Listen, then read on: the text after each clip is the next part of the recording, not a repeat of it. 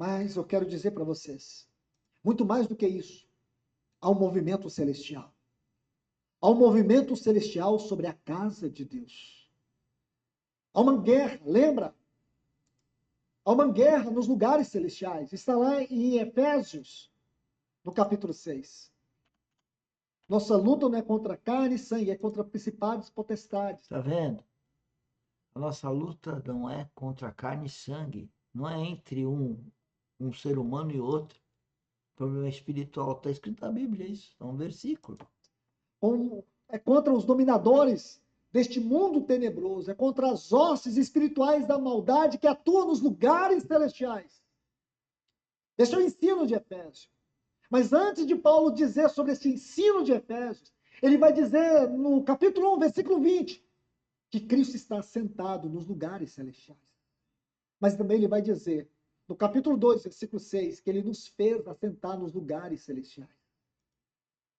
Então ele vai dizer também, por último, que neste lugar, ou nesses lugares celestiais, aonde Cristo foi exaltado pelo Pai, ele entrou, Deus o ressuscitou, acima de todos os céus, acima de todo nome, que se possa referir, não só neste século, como disse Paulo, mas também no vindouro, como hoje.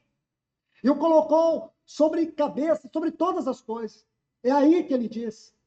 E o fez assentar nos lugares, o colocou nos lugares celestiais, acima de todo principado, acima de todo nome, acima de tudo, acima de todos, está o Senhor dos lugares celestiais. Mas não somente ele nos abriu um caminho.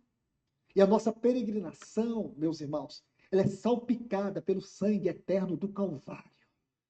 Nessa peregrinação, nós não estamos caminhando para um horizonte, nós estamos caminhando ascensionalmente.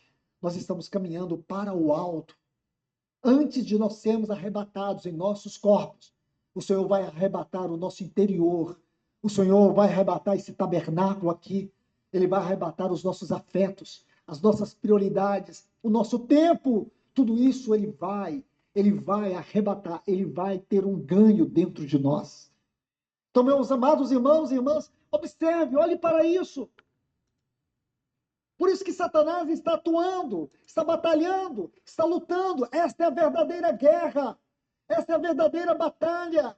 É a batalha da identidade corrompida, da identidade perdida, da vocação desviada. É isso que Satanás está produzindo. E nós precisamos dizer não. Nós queremos a nossa identidade celestial.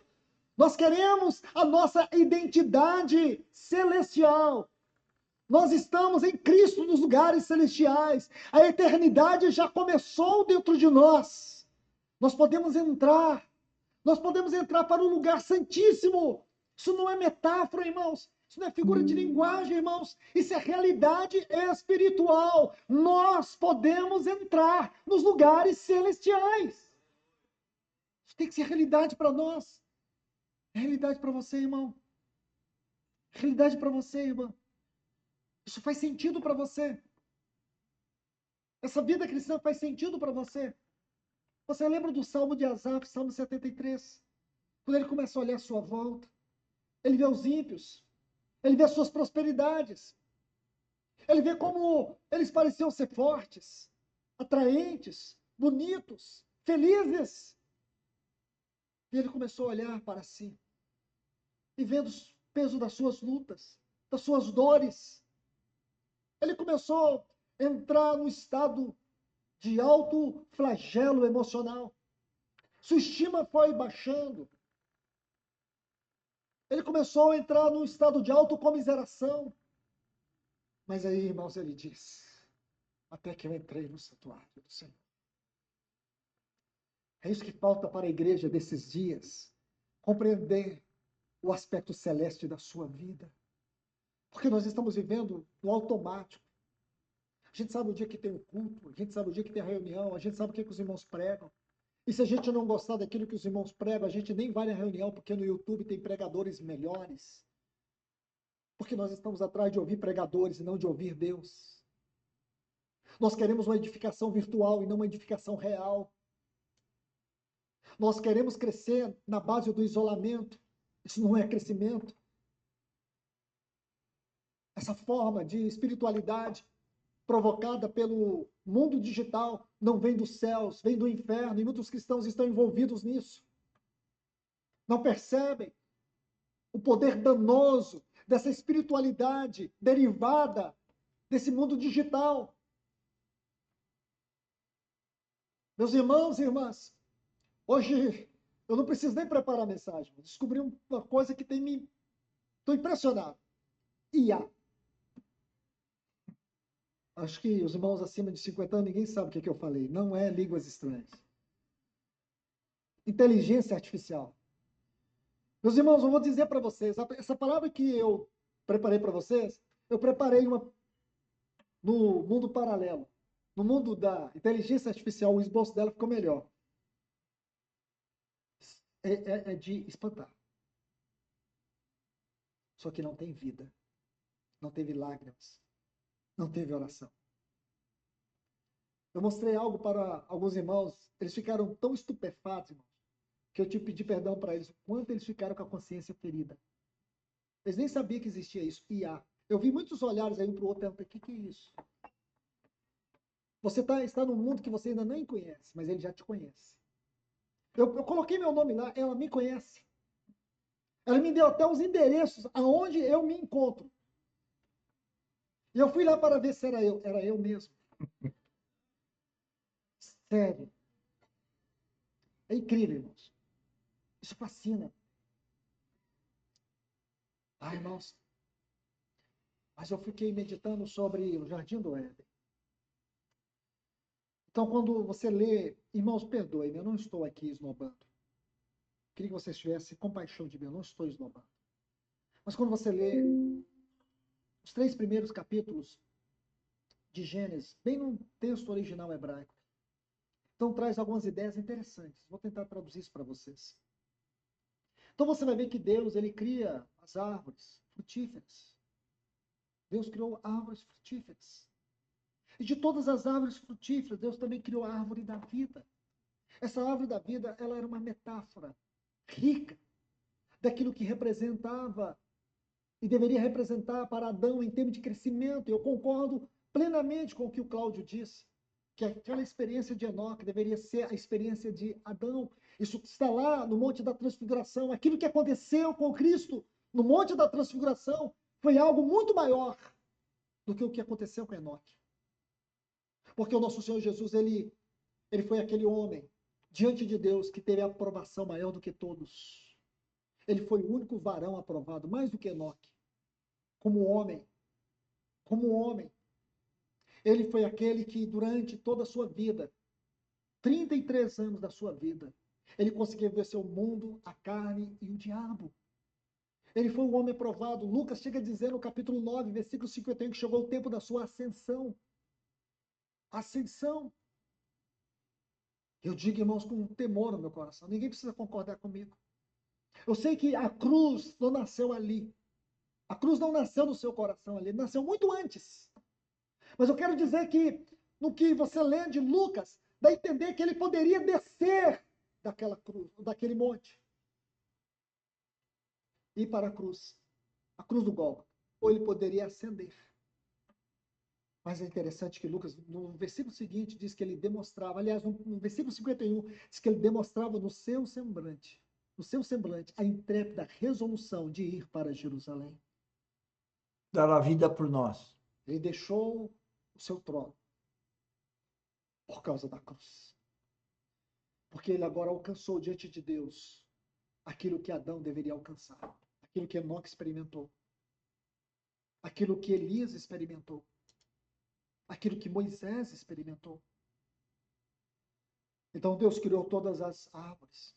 Então quando você vai lendo os textos ali, a ideia que você tem é que Adão desfrutava daquelas árvores. Ele desfrutava. Não sei por quanto tempo. A ideia que se tem no hebraico é que ele desfrutava daquelas árvores.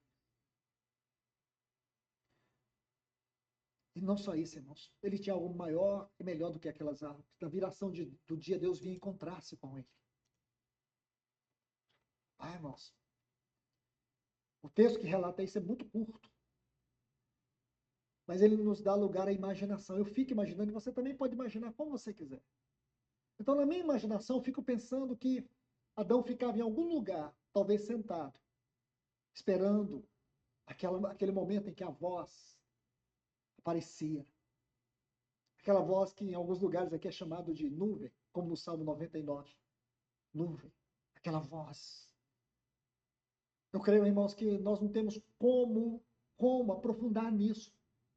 Em termos de imaginar o que era aquela experiência para Adão. Adão não sentia necessidade de nada, nem de ninguém.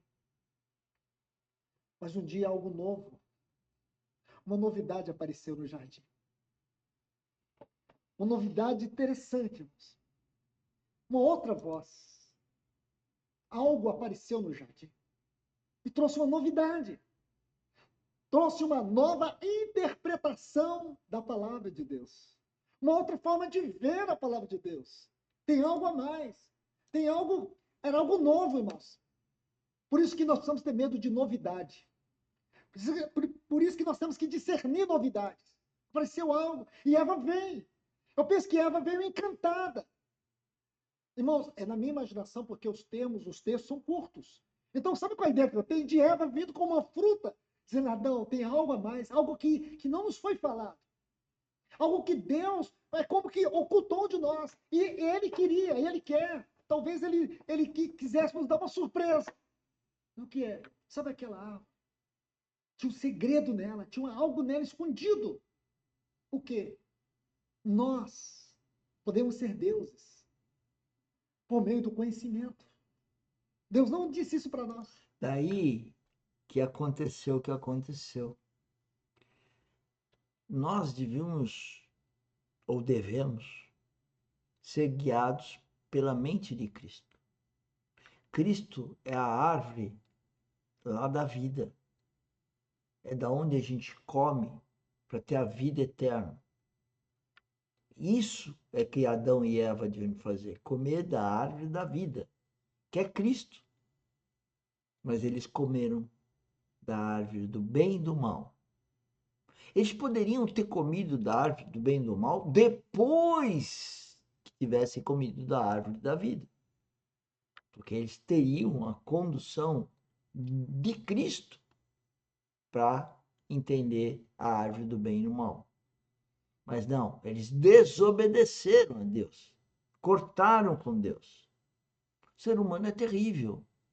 Eu costumo dizer que eu sou um trapo de imundície, mas na verdade é o ser humano, é a raça humana. E vem lá de Adão e Eva. Jesus Cristo foi o único homem